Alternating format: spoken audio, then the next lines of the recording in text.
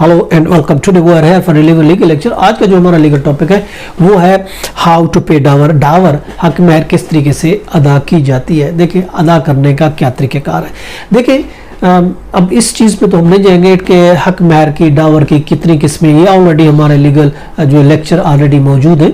अगर आपको ज़रूरत है तो ऑफ कोर्स आप ये लीगल लेक्चर हमारे सुन सकते हैं।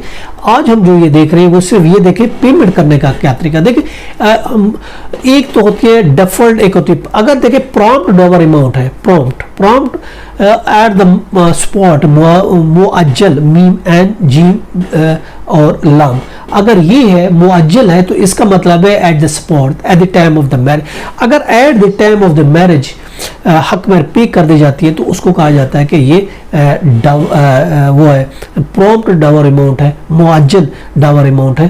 तो ये eight the spot at the time of marriage eight the time of निकाह ये हक महर जो अदा कर दिया गया। इसका प्रूफ तो यही होगा, इसमें किसी ज़्यादा प्रूफ की जरूरत नहीं होती। सिंपली ऑफ कोर्स जब हमने eight the time of marriage before the निकाह रजिस्ट्रार, बिफोर द जो निकाह सुलमनाइज करना आता है वहाँ विटनेस में मौजूद उनके सामने हमने पेमेंट कर दी, हक महर दे दी, तो उसका इंदराज जो है उसका सबूत निकाह में मेंशन कर दिया जाएगा कि हमने ये हक महर दे दिए। अब हम बरी उल जिम्मा हैं, हमने अपना जो हमारी जो ड्यूटी थी वो हमने अपनी ड्यूटी दे दिए। हमने अपना जो हमारा बर्डन था वो हमने उतार दिया, हमने वाइफ को हक महर दे दिया। एक तरीका तो ये हो, ये इन केस ऑफ प्रॉम्प्ट है। अगर डेफर्ड है या इन दल तलब, देखिए समटाइम इसमें लिखा जाता है इन दल तलब ऑन डिमांड, किसको ऑन डिमांड पे की जाएगी, या फिर इसको ये भी होता है डेफर्ड के तौर पर पे की जाएगी।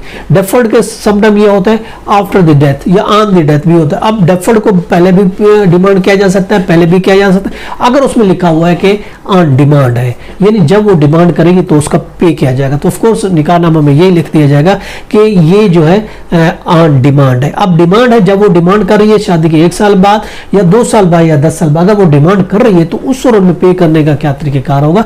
देखिए उसमें पे करने का जो तरीक़ेकार वो हम बताते हैं। समटाइम ऐसा किया जाता है, हक महर तो लिखी जाती है कि ये डेफर्ड है, लेकिन शादी के बाद जब उसमें हस्बैंड एंड बीवी में कुछ डिस्प्यूट राइड होता है और इसके अलावा नौबत तलाक तक जा पहुंचती है तो शुरू में हस्बैंड प्लीज सबसे पहले प्लीज ये लेता है कि मैंने तो पहली रात दे दी थी, मैंने तो शादी की पहली रात उसको अदा कर दी, जो कि फॉल्स और फ्रिवलेस एलिगेशन, जो फॉल्स और फ्रिवलेशन का ग्राउंड है।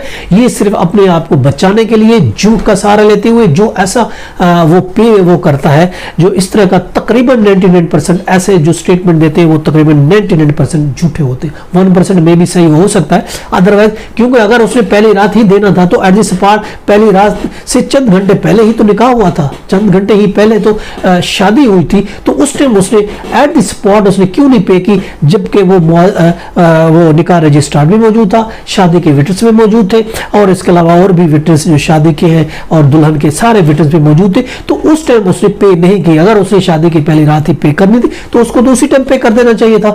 तो इसका मतलब है कि उसने पे ही नहीं की। ये एक झूठा वो एलिगेशन लगा रहा था कि मैंने शादी की पहले। हाँ भाई, अब उससे ये अगर पूछा जाता है ठीक है जी आपने पे कर दी शादी की पहले, हैव यू एनी विटनेस, तो जब विटनेस की बात की जाती है हाँ विटनेस तो कोई भी नहीं है, पहले रात थी कहां से विटनेस लाता, तो वो तो मैं और बीवी मौजूद थे, मैंने अकेले ही उसको पे कर दी।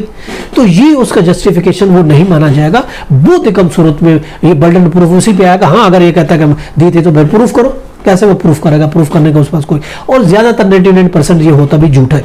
अब अगर ये ऑन डिमांड है तो साफ ज़ाहिर है वो डिमांड पहली रात तो नहीं करेगी। अगर वो साफ ज़ाहिर ये हक महर के जो टर्म एंड कंडीशन तो शादी से पहले तय हो जाती है, हमें आपने प्रॉम्प्ट करनी है या आपने डेफर्ड देनी है, अभी दोगे या बाद में दोगे, ये वो सूरतें होती है जो शादी से पहले बिल्कुल तय हो चुकी होती है। उनको डिसाइड कर दिया जाता है कि नहीं जी मैं अभी दे दूंगा, ठीक है, या वो कहते हैं नहीं अभी मैंने नहीं दूंगा मेरी डेफर्ड होगी। ये चीज़ें तो पहले से ऑलरेडी ये वो होती है, वो तय हो चुकी होती है। अब उसके बाद अगर उसकी ऑन डिमांड है, जब वो डिमांड कर रही है, चाहे वो 1 साल के बाद करती है, 6 महीने के बाद करती है, 10 साल के बाद, जब भी वो डिमांड कर ली तो हस्बैंड हैव टू पे। अब पेमेंट करने का तरीका ये नहीं कि अगर वो वही बात होगी अकेले में अगर पे कर देता उसका कोई प्रूफ नहीं होगा तो फिर अगर कोई डिस्प्यूट रेज होगा तो वो प्रूफ नहीं कर सकेगा। तो उसके लिए बेहतर तरीका यही है कि वो उसने स्पॉट में पेश करने की वो इन कैश भी पे कर सकता है या in the shape of the bank cheque होता है बैंक पे ऑर्डर होता है उसके थ्रू, बैंक के थ्रू ट्रांसफर भी कर सकता है, बैंक के थ्रू पेमेंट भी कर। और वैसे भी लीगली तौर पर ये कहा गया है कि अगर आपने कोई पेमेंट करनी है 50,000 या इससे अबाव, तो आपको बैंकिंग चैनल के थ्रू पेमेंट करनी होगी। इससे कम की अगर आपने पेमेंट करनी है तो आप कैश कर सकते